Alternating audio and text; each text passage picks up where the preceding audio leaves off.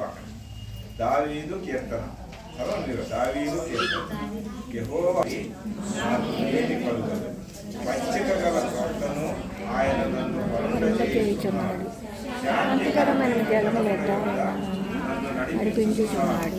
నా ప్రాణములకు సేవ తన నామమును బట్టి నీతి మార్గములలో నన్ను నడుపుచున్నాడు. గాఢాంధకారములో నేను సంచరించినను ఏ అపాయమునకు భయపడను. నీవు నాకు తోడైనందుకు నీ దుడ్డు కలిగే నీ గ్రంథమును నన్ను ఆదరించి నా శత్రువుల ఎదుట నాకు భోజనము సిద్ధపరచును. నూనెతో నా తల అంటియున్నావు, నా గిన్నె నిండి పొర్లుచున్నది. నేను బ్రతుకు దినములన్నీ వచ్చును. చిరకాలము యెహోవా మందిరములో నేను చేసేదను. అందరు చదివారా? చిన్న మాట, ఒక్క మాటే ప్రార్థన చేసుకున్నావా? పరిశుద్ధులని స్తోత్రాలు. ఆరాధన చేయగలిగే ప్రొఫిచ్చారు నాయన. ఇంకా ఆరాధన చేయలేని బిడ్డలు లేదు, కనికరించండి. మరో తరుణాన్ని అనుగ్రహించండి. నా ఎన్ని ప్రకటనలు ఉన్నాయో వాటన్నింటిలో మా కుటుంబాలకు మేలు దయచేయండి. ప్రభువా, చదువుబడిన లేఖనములో నుంచి కేవలం మీరు మాత్రమే మాట్లాడి మమ్మల్ని అందరినీ తృప్తిపరిచి మీ వాక్యంతో హెచ్చరిక పొందుకొని చురుకొల్పు పొందుకొని ఆశీర్వదించబడి నాయన దిద్దుబాటుతో మేము వెళ్ళడానికి కావలసిన కృపనిమ్మని యేసు ప్రభు నామమున ప్రార్థన చేస్తున్నాం తండ్రి, ఆమేన్. చదువుబడిన లేఖనం మీరు కొంచెం జాగ్రత్తగా వినండి. 3 అధ్యాయాలు వరుసగా రాశాడు దావీదు. ఒకటేమన్నా కర్మకాండలు, కొంచెం కష్టంగా ఉంటుంది వినండి. ఇంకా మన భాషలో చెప్పాలంటే దినాలు చేసుకోవటం. అది కర్మకాండలు ఏంటి చెప్పండి ఆ మాట. 22వ అధ్యాయము కర్మకాండలు ఏంటి చెప్పండి. కర్మకాండలు అంటే దినాలు చేసుకోవటం. దినాలంటే నా దేవా నా దేవా నీవు నన్నేలా చేయి విన్నాడికి ఆయన యేసు ప్రభుని గురించే వాస్తవం అనుకుంది. ఆ వర్షంలో ఉంటుంది అన్నమాట. ఇంకా చెప్పాలంటే మెస్సియా యొక్క హింసలు. కర్మకాండం అంటే ఏమనుకుంటున్నారు? ఒక ఇంట్లో చనిపోతే ఎందుకు దినాలు చేస్తున్నారు? అది తెలియకుండానే చేస్తారు వాళ్ళు. ఆ ఇంట్లో ఏడుకుంటారు. ఆ ఇంట్లో గొప్ప హింసలు కదండి. ఒక వ్యక్తి చనిపోయాడంటే పురుషుడు కానీ స్త్రీ కానీ దానిలో అది మామూలుగా చనిపోయినా లేకపోతే ఎట్లా చనిపోయినా బాధ ఉంటే ఏమి ఉండవా? ఒక వ్యక్తి చనిపోతే ఎవరైనా నవ్వేవాళ్ళు ఉంటారా? వాడు ఎంత చండాలు పోడైనా ఎంత చండాలు ఆగైనా చనిపోయిన తర్వాత సానుభూతిని చూపిస్తాం లేదా? 22వ కీర్తన అదేనండి. ప్రధాన గాయకునికి అయ్యలే షహరు అను రాగము మీద పాడదగినది దావీదు కీర్తన. అయ్యా ఇప్పుడు ఇది మార్క్స్ ఇది తీసేసావా? బాక్స్ తీసేసి కొద్ది సౌండ్ పెట్టుకోవచ్చు. మనకు బాగుంది. దేవుని వాక్యం చదువుకున్నప్పుడు కర్మకాండలు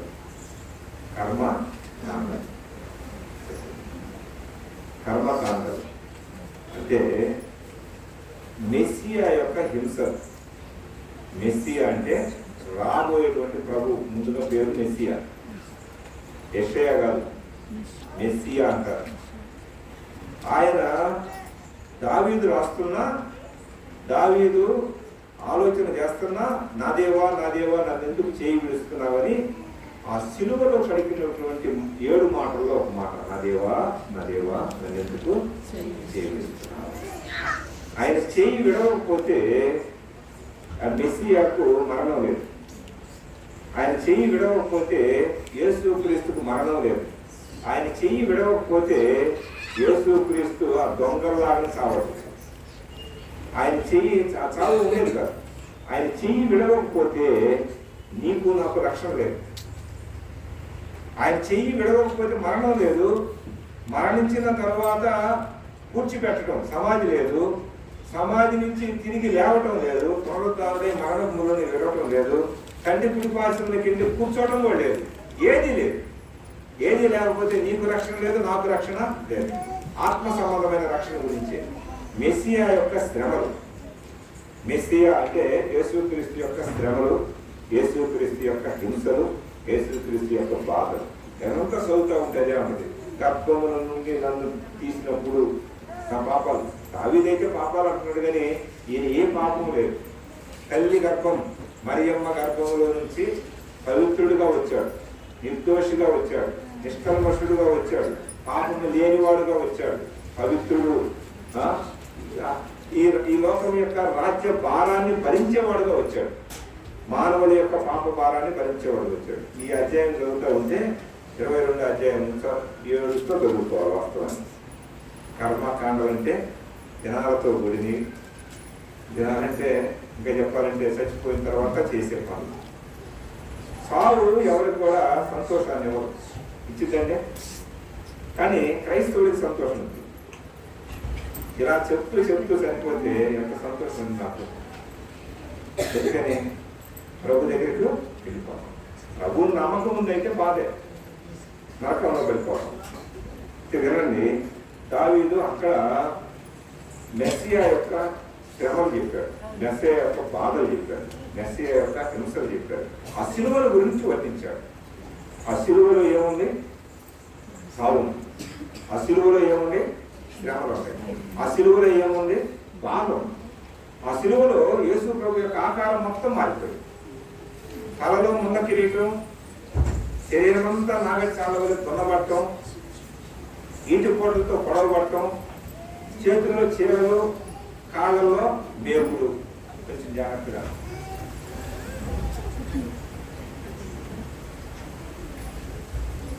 నేను వచ్చాను అనేదాన్ని గుర్తు నా అంశం మొత్తం పోద్ది. నేను ఆలోచన చేస్తే చెప్పాలి కదా, సొంతగా చెప్పే కాదు ఈ మాటలు. దీంట్లో సొంత మాటలు చేస్తే ప్రయోజనం ఏమి? కొంచెం జాగ్రత్తగా. ఆ శిలువలో భయంకరమైనటువంటి రూపం మారిపోయింది. ఆయన ధవళవర్ణుడు, రత్నవర్ణుడు, 10,000 మందిలో గుర్తింపదగిన ఆయన ఎట్లా ఉన్నాడు? నిరాకారుడైపోయాడు. మనల్ని శిలువలో ఆయన శ్రమపడి మనకు రూపం ఇచ్చి ఆ రూపం మొత్తం ఆయన కోల్పోయాడు. చాలా జాగ్రత్తగా. అలాంటి శ్రమల గురించి 22వ కీర్తన రాస్తూ అన్నాడు. అదేమని గురించి చేయించుకోలేదు. అది చదివేటప్పుడు మనకు చదువుతుండగానే మనకి ఏం రావాలా? తెలియకుండానే మన కళ్ళ నుంచి. ఎందుకని? ఆ చెయ్యి విడవకపోతే మనం చెయ్యి విడవలేవా? ఆ చెయ్యి విడవకపోతే మన పరలోక భాగ్యమే లేదు. అసలు అన్యులు మనం కుక్క లాంటి సమానం. అలాంటి మనకు ఆ ధన్యత అంతా కోల్పోయేది. ఈ సంఘం ఉండదు, ఇలా కూడుకోవడం ఉండదు, పరలోక భాగ్యం ఉండదు, ఈ సంతోషం ఉండదు, ఏది ఉండదు. ఆత్మ సంబంధంగా అందరం నశించిపోయేవాడు. అయితే ఆ శ్రమలు, ఆయన శ్రమ పట్టు మనకు లేదు. ఆ కీర్తన చదువుతూ ఉంటే ఆనంద బాష్పాలుతో చదవాలి. ఏదో బాధ పెడితే ఏడ్చేది కాదు. ఆనంద బాష్పాలు అంటారు. ఏ బాష్పాలు చెప్పండి? పూల వర్షం ఉంటుంది కదా, పూలు గుచ్చుకోవాలి. వర్షం గుచ్చేటప్పుడు మంచి ఊరికి మంచి అవసరం, మనకి అవసరం. అలాంటప్పుడు ఏ మాటలు వస్తాయి? పూల వర్షం. ఏ వర్షం చెప్పండి? పూల వర్షం అంటాం. అట్లానే మనం గ్రంథం చదివేటప్పుడు ఒక్కొక్క అధ్యాయం చదివేటప్పుడు ఒక్కొక్క విధంగా మనం ఫీల్ అవ్వాలి, ఆలోచన చేసుకోవాలి. కొన్నిసారి ప్రకటన గ్రంథాన్ని ఆరాధనలు చెప్పినప్పుడు కానీ, విడిగా చెప్పినప్పుడు కానీ ఇక్కడి నుంచి అక్కడికి వెళ్ళిపోవాలి మన మనసు అన్న. లేకపోతే దేవుని యొక్క దర్శనం, దేవుని యొక్క మహిమ, దేవుని యొక్క సన్నిధి, ఆ సంతోషం అన్న ఇక్కడ ఉండాలి. పరలోకం అన్నా మనం వెళ్ళి రావాలా, లేకపోతే ఆయన అన్నా మన దగ్గరికి నింపుదలతో ఆత్మతో నడిపించాలి. అలానే ఈ 22వ అధ్యాయం చదివేటప్పుడు మనం ఆ సిలువే మనం ఎదుర్కొంటాం. సిలువ యేసు ప్రభు అటు దొంగ ఇటు దొంగ ఉంటారు, వాస్తవమే. మనం ఆ సిలువను దగ్గర పెట్టుకొని వదిలేసేయాలి. సిలువను దగ్గర పెట్టుకొని మనం చదువుతూ ఉంటే మనకేమొస్తే చెప్పండి? సిలువ మనం ఎదురు చూస్తే మనకేముంటుంది? బాధగా ఉంటుంది. తెలియకుండానే ఆనంద బాష్పాలు. ప్రభువా, నువ్వు ఈ సిలువ శ్రమలు పొందకపోతే నాకు నా బిడ్డంతా జీవితకాలం అంతా ఏడవకండి, ఏడ్చిన ప్రయోజనం లేదు. ఈ మాటలు చెప్పుకొని చదువుకోవాలి. 23వ కీర్తన 22వ కీర్తన చదివేటప్పుడు ఆయన మంచి కాపరి. ఎంత మంచివాడు అంటే గొర్రెల కోసం కాపరికి గొర్రెల దగ్గరికి వెళ్తున్నా ప్రాణం కూడా పెట్టే కాపరి, మంచి కాపరి. అద్దోడు ఉంటాడు, కూలోడు ఉంటాడు, లేకపోతే ఆ కాపర పెట్టుకునే పాలి వాళ్ళు ఉంటారు, లేక యజమాని కింద దాసులు ఉంటారు, లేక యజమాని తప్ప ఎవరో ఒకరు తోలుకొని అడవికి వెళ్ళినా ఎక్కడికి వెళ్ళినా అవి నశిస్తున్నా కానీ వాళ్ళకంతా బాధ. ఎందుకు? తన సొంతం కాదు, తనది కాదు. అక్కడ దాకా ఎందుకండి? ఇట్లా చెబుతా వినండి. ఇప్పుడు నా బండి అనుకోండి, ఎక్కడైనా కుంట్లో పడితే నాకు బాధేస్తుంది. అదే కాకయ్య బండి పైన తీసుకున్నాను మీకు, అది ఆడబడినా నాకు అనవసరం అట్లా అనిపించింది. అంటే నాది అన్నప్పుడు నాకెంతో బాధ్యత ఉంటుంది, నాది అన్నప్పుడు నాకెంతో బరువు ఉంటుంది, నాది అన్నప్పుడు నాకెంతో శ్రద్ధ ఉంటుంది. అలానే మంచి కాపరి, ఏ కాపరి? మంచి కాపరి మంచోళం కాని వారి కోసం మరణించారు. ఇప్పుడు అర్థం చేసుకోండి. ఇక్కడ ఇంకా 22వ అధ్యాయం వదిలేస్తే ఇప్పుడు 23వ అధ్యాయం వద్దామా? 23వ అధ్యాయం వస్తే ఈ మంచి ఆయన కాదు, గొప్ప కాపరి. ఎట్ట కాపరి చెప్పండి? మంచి కాపరి వేరు, గొప్ప కాపరి వేరు. 23వ అధ్యాయం చేయడంవల్ల మన మనసులో ఏముండాలా? గొప్పతనం ఉండాలి. ఏముండాలి చెప్పండి? 22లో ఏడుస్తాయి ఎంత నీచు, ఎంత దౌర్భాగ్యం, ఎంత పనికిరాని వాడు, ఎట్లా వస్తా ఉంటది. జన్మదానికి వచ్చానయ్యా, తల్లి గర్భంలోంచి మాటని ఇట్లా వచ్చింది, ఏడుపు వచ్చింది, ఆ శిలువ వచ్చింది, శ్రమ వస్తాయి, హింస వస్తాయి. 23వ అధ్యాయానికి వస్తే అది కూడా దావీదు రాస్తూ అంటాడు, గొప్ప కాపరి. ఏమి రావాలి చెప్పండి కదా? గొప్ప. ఎంత గొప్ప తర్వాత చూసుకున్నాం. 23వ అధ్యాయం చేసేటప్పుడు గొప్ప కాపరి చెప్పండి, గొప్ప కాపరి. 24వ అధ్యాయంలో చెప్పాలి, 3 అధ్యాయాలు చెప్తానన్నా కదా, దాని గురించి చెప్పాలి. 24వ అధ్యాయంలో ప్రధాన కాపరి. ఏ కాపరి? అది ఇక్కడ కాదు, 1000 ఏళ్ల పాలనలో జరిగేది పరలోకాన్ని గురించి. 22వ అధ్యాయం యేసు ప్రభు భూలోకానికి రాకముందు వచ్చేంత వరకు. 23వది వచ్చి చనిపోయి తిరిగి లేచిన తర్వాత. అదవుతుందా? 24వది ఇక మరలా రెండవ రాక. అప్పుడు అది ఏం కాపని చెప్పాను? ప్రధాని కంటే ఆయన మనసులో పెట్టుకోండి. 23వ అధ్యాయం చదివేటప్పుడు ఆయన గొప్ప. ఏమిటిలో గొప్ప? మనకేం గొప్ప? మనం ఏం గొప్ప? ఆస్తిలో గొప్పవా? ఐశ్వర్యంలో గొప్ప? అందంలో గొప్ప?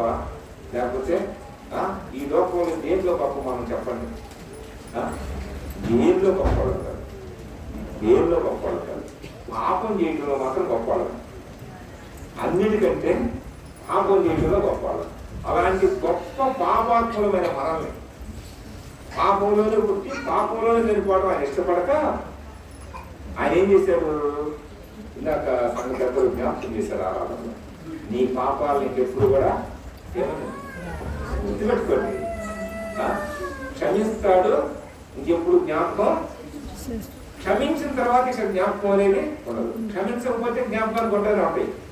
ఆయన క్షమించాడు కదా. వినండి, 23వ అధ్యాయం చదువుతున్నప్పుడు గొప్ప కాపరి. ఏంలో గొప్ప? పాపం ఏదో మనం గొప్ప అనుకున్నాం, ఆ పాపాన్ని తీసేశాడు.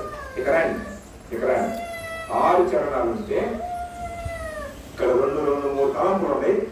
ఆ 2-3 తలంపులు ఆలోచన చేసుకున్నాం. గొర్రె మాట్లాడుకోవడం నిజం కాలేదు. మనం ఒకసారి 100వ కీర్తన చేయాలి. గొర్రె అంటే మళ్ళా ఇది ఒక అర్థం వచ్చింది కదా. 100వ కీర్తన అందరు ఏంటమ్మా? 100వ కీర్తన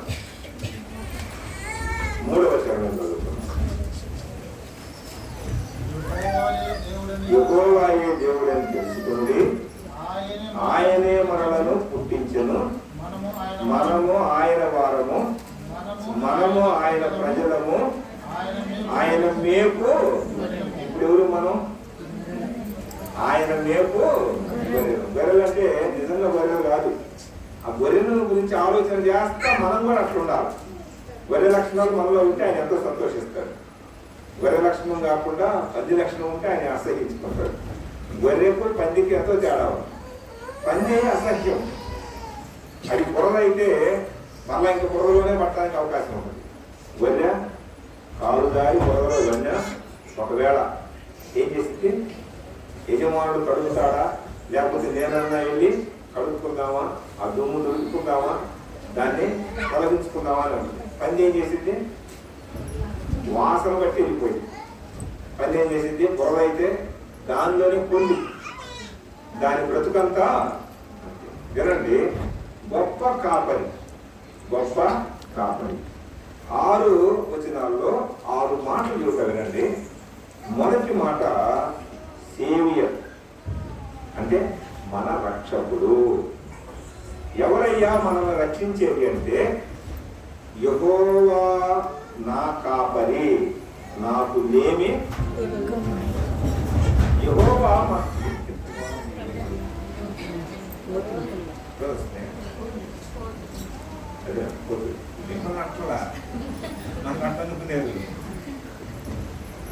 యెహోవా నా కాపరి.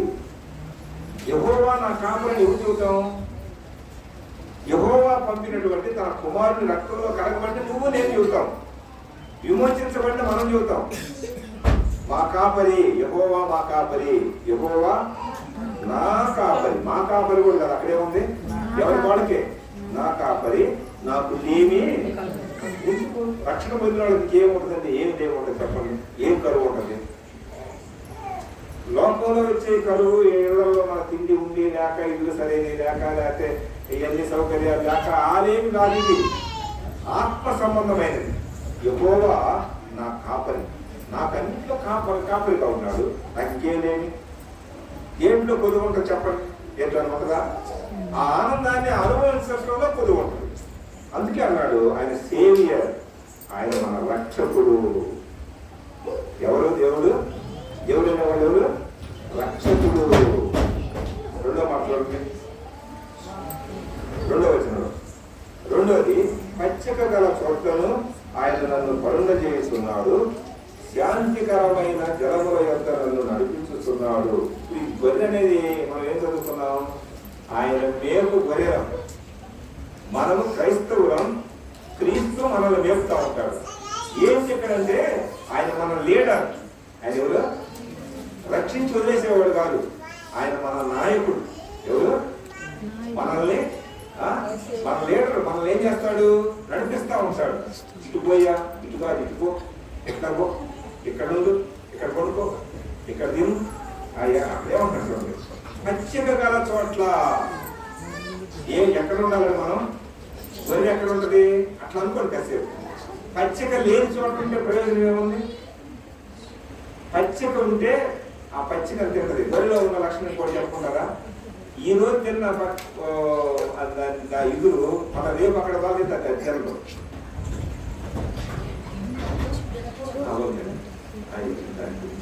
ఇక్కడ ఇక్కడ ఈ మందిరాన్ని 2 మళ్ళుగా చేసుకున్నాం అనుకోండి, 2 భాగాలు. ఈరోజు ఇక్కడ వేపాం, చాలా జాగ్రత్తగా. ఈరోజు ఇక్కడ వేపాం, రోజు మీకు అనగొంటాడు. ఇక్కడ వేస్తే వేసి వెళ్ళిపోయింది. ఎలా వచ్చి మనం ఇక్కడ తోసి ఉండవు. ఎలా తోస్తే ఇక్కడ ఉండవు. ఎందుకని? వాటికి కొత్తది కావాలి. వాటికి ఏం కావాలా? పచ్చిక. పచ్చిక అంటే ఏంటి? అప్పటికప్పుడు పైకి వచ్చింది. ఇక్కడ ఈ రాత్రి మొత్తం చీపురు కనుక నాటి చూడండి, ఏమంటారు? పురుగు కనుక నాకు దాన్ని ఏమంటారు? దాన్ని మన భాష చెప్పాలండి. తినేస్తే మొత్తం తినేసి ఇక్కడ కాస్తలేమి లేదు. చూడటానికి పచ్చికారం ఉంది. పచ్చికారం పక్కన వరకు వెళ్తే అదే ప్రక్క దాంట్లో బ్రహ్మాండం. మళ్ళీ 2 రోజుల తర్వాత ఇక్కడ పచ్చిక పచ్చిక పచ్చిక. ఏంటిదా పచ్చిక? దేవుని సన్నిధిలో దేవుని వాక్యమే. గొర్రె పచ్చిక లేకపోతే ఏ విధంగా బలహీనం అయిపోతుందో మన లీడర్ మనకిచ్చే వాక్యం కదండి. చూడండి, పచ్చిక గల చోట్లను ఆయన నన్ను పరుణ, పచ్చికలు తిని పూనుకోండి. ఏం చేస్తారు చెప్పండి? శరీరానికి సంబంధించి తిని బాగా నిద్రపోతాం, అది అవసరమే కాదట్లేదు. అంతకంటే ముఖ్యంగా ఆయన సన్నిధిలో, దేవుని సన్నిధిలో మంచి పచ్చిక, ఎప్పటికప్పుడు కొత్త కొత్త వాక్యం, ఇక చెప్పిందే చేసిందే, ఇక అదే అదే అదే అన్నట్టుకుంటే ఆ బర్రెకి ఏముండదు, ఎదుగుదల ఉండదు. ఆ బర్రె బలం ఉండదు, అది దానికి నిలబడి రాదు. పచ్చిక గల చోట్ల ఆయన నన్ను పరుణ చేయిస్తున్నాడు. ఆ పచ్చిక గల చోట్ల పడుకుంటే ఏమన్నా శాంతికరమైన జలములు, జలములన్నా దేవుని వాక్యమే. మందిరంలో ప్రార్థన, మందిరంలో సహవాసం, మందిరంలో రొట్టె వినవడం, మందిరంలో పాటలు పాడటం, మందిరంలో ఏం చేయాలండి? ఆనందకరంగా దేవుని వాక్యం వినటం, వినాలి జాగ్రత్తగా. దేవుని వాక్యం వింటా ఉంటే ఏమొచ్చింది? మనకి బలం వచ్చింది. ఈ గొర్రె బలపడి ఇక్కడే ఏం చేసింది? అన్న టైం పోనయ్యా, ఇక్కడే ఉంటాను, ఇక్కడే ఉన్నాను, ఇక్కడే ఆనందంగా ఉంది అనేటువంటి తలంపు రావాలి. చూడండి, పచ్చిక గల చోట్ల నడిపిస్తే, ఆయన బరుణ చేస్తే శాంతికరమైన జలములు. కొన్నిసార్లు ఏం చేయాలా? దేవుని వాక్యం ఎట్లాంటిది? నీటితో పోల్చారు.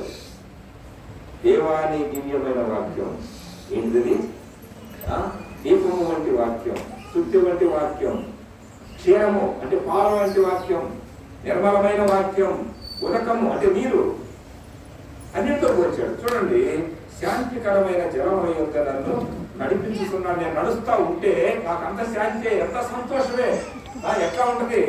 ఆ మంచినీళ్ళు తాగి, లేకపోతే చెబుదాం బాగా తిని తాగి ఇంకేమొచ్చిందండి మనకి? చెప్పండి, సంతోషం ఎక్కడే పొందుదాం అనేటువంటి ఆ మనస్సు. చూడండి, శాంతికరమైన జలములు ఎక్కడ దొరికిందండి? శాంతి దేవుని సన్నిధిలో. నువ్వు చెట్టు కింద ఆరాధన చేస్తున్నా, చెట్టు కింద కూర్చున్నా, అసలు చెట్టు కూడా లేదు, ఎండలో కూర్చున్నా, దేవుని మాటలు వింటా, దేవుని గురించి ఆలోచన చేస్తా ఉంటే, ఆయన మనల్ని లీడ్ చేస్తా ఉంటే, ఒక లీడర్గా, ఒక నాయకుడుగా, లేక ఒక యజమానిగా లీడ్ చేస్తా ఉంటే, మనం ఆయన యొక్క దాన్ని ఏమంటారయ్యా, లీడర్ కింద మనం అందరూ ఏం చేయాలా? శాంతిస్తూ ఉండాలా, సంతోషిస్తూ ఉండాలా. చూడండి, రెండోది లీడర్. ఆయన మన సేవియర్, మన రక్షకుడు. అంత మాత్రమే కాదు, మన రక్షించుకునే పెట్టేవాడు కాదు. రక్షించిన తర్వాత మనకేం కావాలా? రక్షణలో ఎదుగుదల కావాలి, బలం కావాలి, బలం ఇచ్చేవాడు. మూడో వచనం మూడో చరణం అంటారు. నా ప్రాణములకు ఆయన కేరళ తీర్చుతున్నాడు, తన నామములను బట్టి నీతి మార్గములలో నన్ను నడిపించుతున్నాడు. ఆడ కొనుక్కున్నాం, విన్నాం, వాక్యం విన్నాం, బ్రహ్మాండంగా ఉంది, జలములు వేస్తున్నాం, నాకేమిటి అనుకుంటే ఇక్కడ రిస్టోర్ అంటే ఈ రోజు బ్యాటరీ అయిపోయింది, మళ్ళా ఛార్జింగ్ పెడతాం. ఏం పెడతాం? ఏ రోజు రోజు అయిపోతా ఉంటుంది. తింటాం, తెల్లారలేక మళ్ళా నాకు కాఫీ, నాకు టీ, నాకు మజ్జిగి, నాకు పాలు, నాకు పెరిగి, నాకు అన్నం పెట్టి, నాకు ఇది పెట్టి, అది పెట్టి, ఇది పెట్టి అంటాం. అంటాం లేదా? ఈరోజు తింది మళ్ళీ రేపు ఉంటుందా? ఈరోజు చదువుకున్న వాక్యం మళ్ళీ రేపు ఉంటుందా? రిస్టోర్ అంటే ఏం కావాలా? ఏం కావాలి చెప్పు?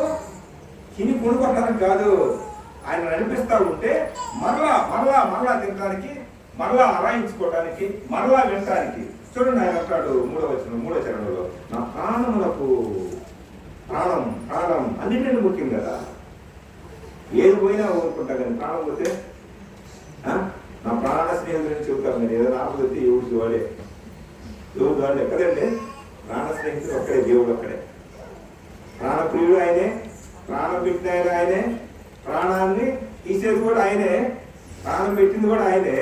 చూడండి, నా ప్రాణములకు ఆయన సేద, ప్రాణానికి సేద తీరాడు. ఎట్లా ఉంటుందండి?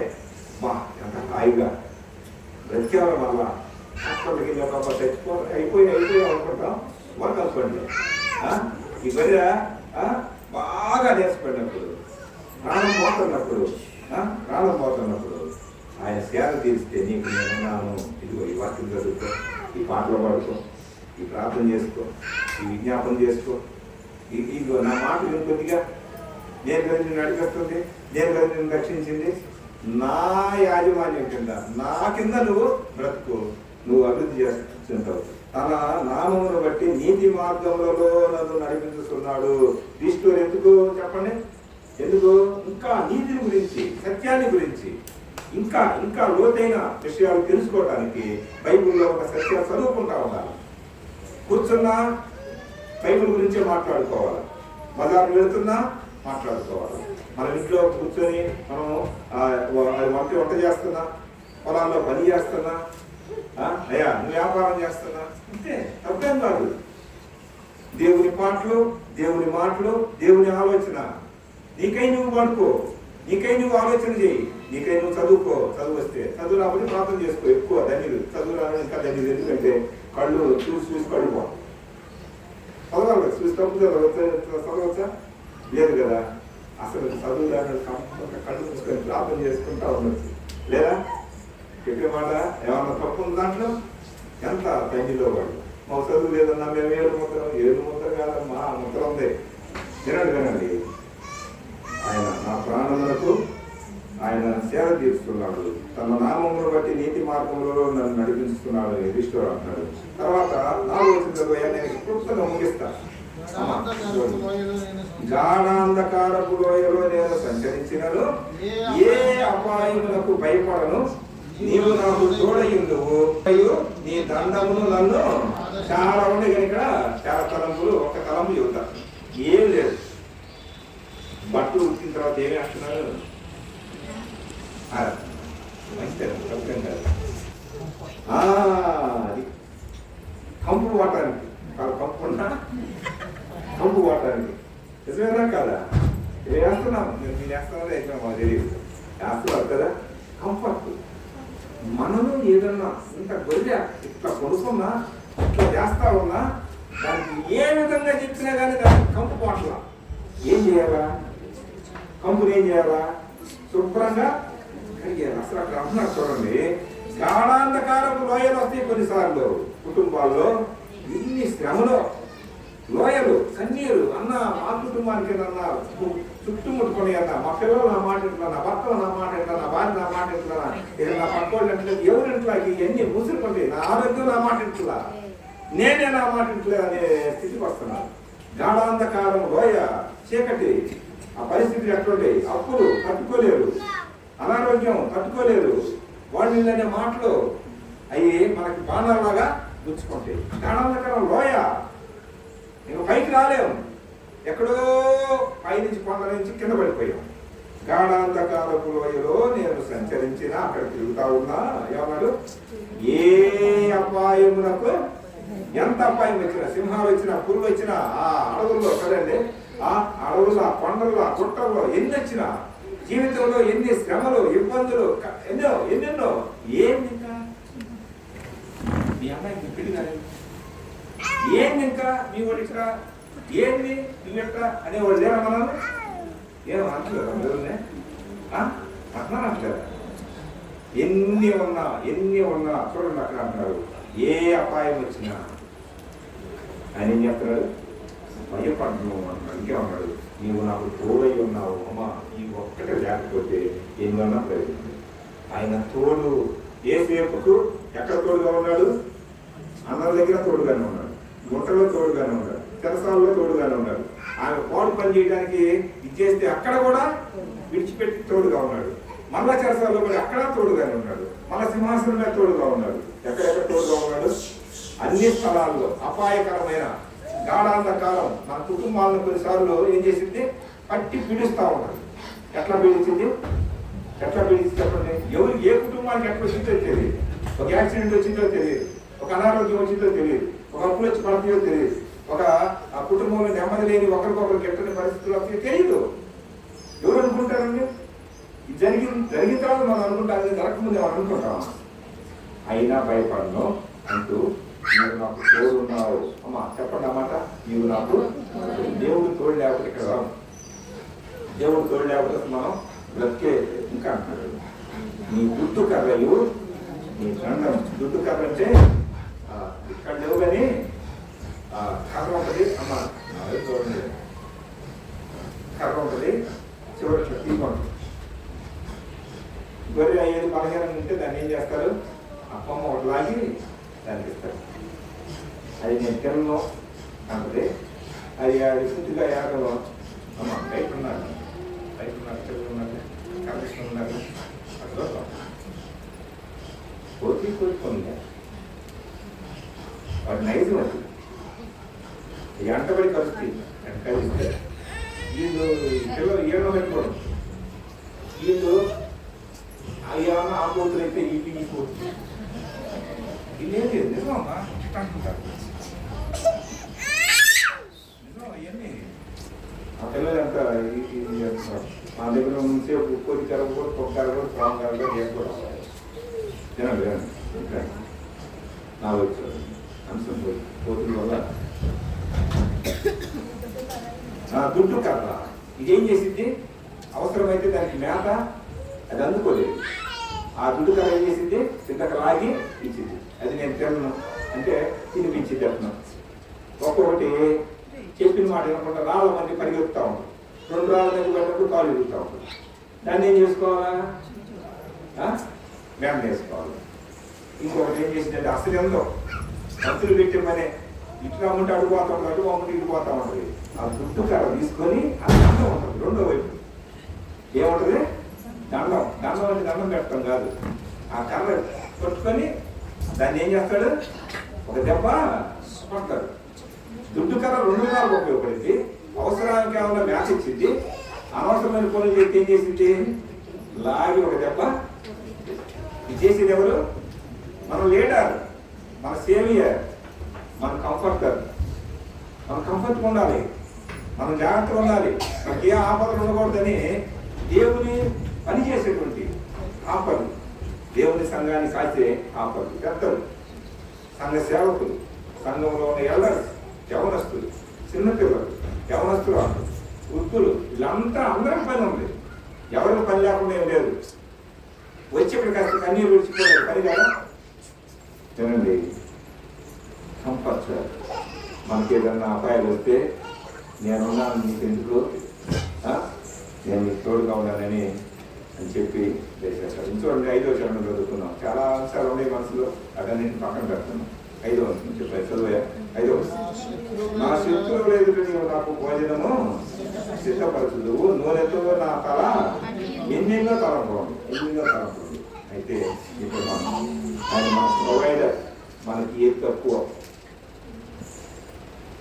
భోజనం లేదా నీ శత్రువులు ఎదుటి నీ పెడతా శత్రువులు మిత్రులుగా మారుస్తా అయితే మనము ఆ లోయలో పడినప్పుడు ఆ లోయలో ఆయన తోడుగా ఉన్నాడు అనుకోవాలి ఆ బాధలో ఉన్నప్పుడు ఆయన దూరం కాకూడదు ఆయన దూరం అయ్యి ఏం చేస్తాం మందిరానికి దూరం అయ్యి ఏం చేస్తాం దేవుని సహవాసానికి దూరం అయ్యి ఏం చేస్తాం గొర్రె మందలో ఉంటే దానికి క్షేమం కానీ ఒక్కటే పోతే అనేకమైనటువంటి క్రూర మృగాలు ఉన్నాయి అవి ఏం చేస్తే చీల్చుతాయి యజమానుడు లేని ఆ గొర్రె యజమాని మాట వినని గొర్రె ఏమైతే అపాయానికి గురైంది ఈ అపాయాల్లో కూడా ఇన్నింటిలో కూడా ఆయన తోడుగా ఉండి ఆయన ఇచ్చేస్తా ఉంటే నా శత్రువులు కూడా ఏం చేస్తాడు నీ మిత్రులుగా చేసి నీవు నాకు భోజనం సిద్ధపరుస్తావు ఇదే బాల భోజనం ఒకప్పుడు మన శత్రువులం కదా శిలువకు శత్రువులం దేవునికి శత్రువులం నిర్దేవులం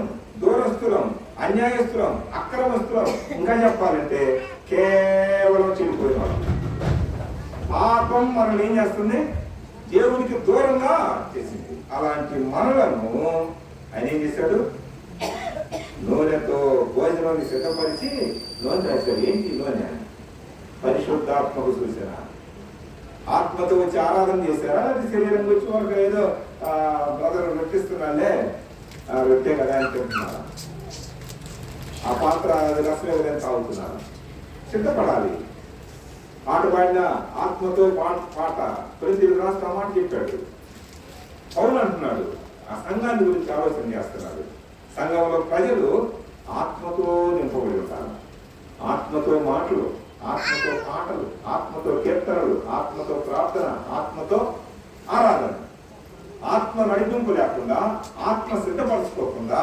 శరీరం సిద్ధం చేసుకొని మనసును సిద్ధపరచుకొని ఆరాధన చేయడానికి అవకాశం లేదు చెయ్యొచ్చు కానీ దాని వల్ల నష్టపోయేది చూడండి నూనెతో ఎప్పుడు కూడా మన తల ఏముండాలా? భౌతికంగా నూనె అవసరమే. ఇప్పుడు ఆ నూనె పూసుకునే వాళ్ళు లేదు కదండి. కానీ తగ్గిపోయింది లేదా? అందుకే గురువు పోతుంది, తెల్లపోతుంది, ఇదంతా నాసిరకం. ఓడి కూడా అవుతుంది లేదా? ఇది కాదేమో ఆలోచించి నూనె నూనె పరిశుద్ధాత్మకు పరిశుద్ధాత్మ మనం ఏం చేయాలి చెప్పండి? ఇన్ని కష్టాల్లో కూడా నేను ఆత్మరక్షణ కోరుకున్నాను. పరిశుద్ధాత్ముడు నా తోడుగా ఉన్నాడు, నా కాపరి, నా రక్షకుడు, నా నాయకుడు, నాకు అన్ని సమకూర్చేటువంటి ఆయన. నేను దూరం వెళ్తే ఆయన ఎందుకు ప్రొవైడ్ యూజ్ చేస్తారు? ఏదైనా కష్టం వస్తే 1-2 రోజులు చేస్తారు, అన్నం పెడతారు. తర్వాత ఏమంటారు? 10 మంది చూడతారు, నేను అన్నం పెట్టాను, నేను మంచినీళ్ళు ఇచ్చాను, నేను మంచినీళ్ళు ఇచ్చాను, వాళ్ళ పిల్లలు లేదు, నేను ఇచ్చాను, అన్నాలు ఇచ్చాను. ఒక్క పూట ఇస్తే చాలు 100 పూటలు చూడతావు. కుదరదు కదా. ఈయన ఇచ్చారు చెప్పడు, కంఫర్ట్ ప్రొవైడర్.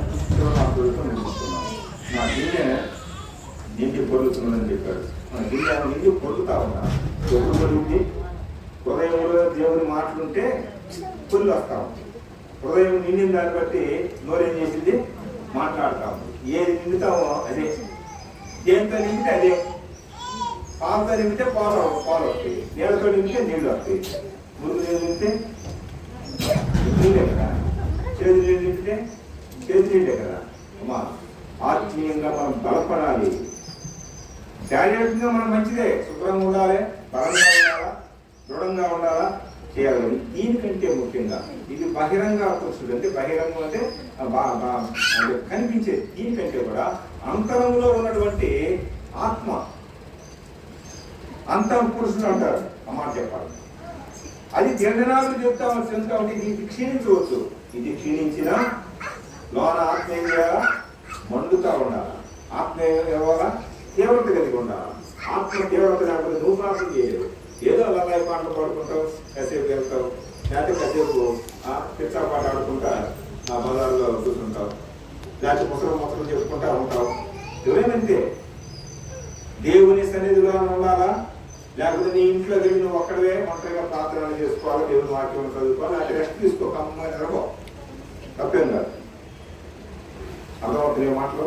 చూడండి, చివరిగా నేను బ్రతుకు దినములన్నీయు కృపాక్షేమములే నా వెంట వచ్చును, చిరకాలం యెహోవా మందిరంలో నేను ఈ తీర్మానం చేసుకోవాలండి. ఏంటి వెల్ విషర్ ఇక్కడ వచ్చేసరి వెళ్తామంటారు. నీకంతా సంతోషమే, నీకంతా మేలే, నీకంతా నీ దుఃఖాన్ని బూడిదకు ప్రతిగా చూడండి అన్నాడు. యెషయా గ్రంథంలో రాస్తూ అంటారు. చేదు నీళ్లకు బదులుగా తీపి నీళ్ళు, చేదు బ్రతుకు బదులుగా మాకేమిస్తా అన్నాడు? మంచి బ్రతుకు. చూడండి అక్కడ అంటున్నాడు, నేను బ్రతుకు దినములని నిర్ణయం తీసుకోండి. దేవుని సన్నిధిలోనే ఉంటారంటే మనం ఎంత తప్పులో ఉంటాము కదండి. అవుతాం లేదా? ఇంట్లో ఉన్నా, ఇక్కడ ఉన్నా, పొలంలో ఉన్నా 3 చోట్లే ఉండాలి.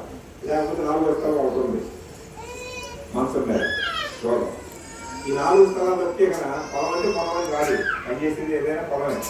అంటే ఈ 4 స్థలాల్లో ఉండాలి. ఇంట్లోనే ఉండాలి, హాస్పిటల్లోనే ఉండాలి, పొలంలోనే ఉండాలి, పని చేస్తా, లేకపోతే మందిరంలోనే ఉండాలి. ఇక్కడ తప్ప ఎక్కడ మన స్థలం ఎక్కడ ఉందండి చెప్పండి. ఇంట్లో నమ్మకం ఉండాలా, పొలంలో నమ్మకం ఉండాలా, ఒకవేళ జబ్బు వస్తే మనసు మీద కూడా నమ్మకంగా ఉండాలా. ఇవన్నీ లేకుండా సంతృప్తికరమైన ఆరోగ్యాన్ని ఇస్తే మందిరంలో చిరకాలం ఏమంటాడు? నేను బ్రతుకు దినములన్నీయు కృపాక్షేమం, కృప ఉండాలా, క్షేమం ఉండాలా. కృప ఉండాలా, క్షేమం. కృప ఉంది కాబట్టి మనం బ్రతికాము, క్షేమంగా వచ్చాం. కృపాక్షేమాల 2 అన్నదమ్ములు. కృపాక్షేమాలు ఏంటి చెప్పండి? అన్నదమ్ములు ఉండాలట. ఒక అమ్మాయి కదా తమ్ముడు ఉంటే మనకే నా అన్న ఉన్నాడు, నా తమ్ముడు ఉన్నాడు అంటాం. లేకపోతే ఊరు లేకపోతే నాకు ఊరు లేరు అంటాం. ఏంటి? ఒక పక్క కృప, ఒక పక్క క్షేమం. ఈ 2 ఉంటేనే కదా కృపాక్షేమములు చదువు. నా వెంట వచ్చును, చిరకాలం యెహోవా మందిరంలో నేను నివాసము ఎన్ని ఉన్నాయండి? 6 చరణాలకి 6 మాటలు. ఒకసారి చూస్తారా ఎలా? 1 నా రక్షకుడు, చెప్పండి. ఇంకేం భాగం? ఇంకేం లేవు. 2 నా నాయకుడు, ఆయన నడిపింపులో మనకేముంటాయి? అన్నీ మీరేగా. తర్వాత ఆయన రిస్టోర్ అంటే దాన్ని ఏమంటారంటే తరిగిపోతున్న దాన్ని మళ్ళీ ఇస్తుంటాడు. ఏ విషయాల్లో పడిపోతూ ఉంటాను మళ్ళీ ఏం చేస్తాడు? లేపి నేనున్నానని చెప్పి ఏం చేస్తాడు? ఒక ఇంజక్షన్ లాంటిది ఇస్తాడు.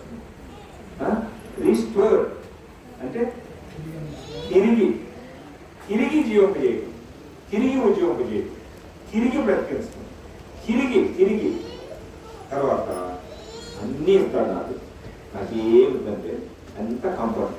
ఎక్కడున్నా కంఫర్ట్ నెలలేకపోతే కదా, మంచి వాసన, ఎన్ని బాధలున్నా అది కంఫర్ట్. తర్వాత నాకు అసలుకి ఇది ఉంది ఇది లేదనుకోవడం లేదు. ప్రొవైడర్ ఏంటి? మంచి ప్రొవైడర్. నాకు గిన్నె పొందిపోతాను వెల్ విషయాలు. నాకు ఎప్పుడు కూడా మంచి చేసే ఆయన.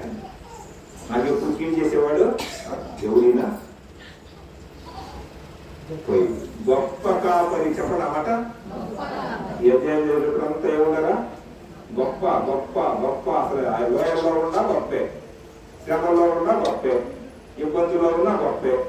ఏం గొప్ప చెప్పండి? ఆ గొప్ప కాపరి మనకు తోడుగా ఉన్నాడు కాబట్టి చిరకాలం ఆయన సన్నిధిలో ఆనందిద్దాం. అంతా అర్థమైందా? అర్థం చేసుకున్నాం. తలవంచని ప్రారంభం చేసుకున్నాం. సీతారామంటే చెప్పండి, వంటి చెప్పాలి.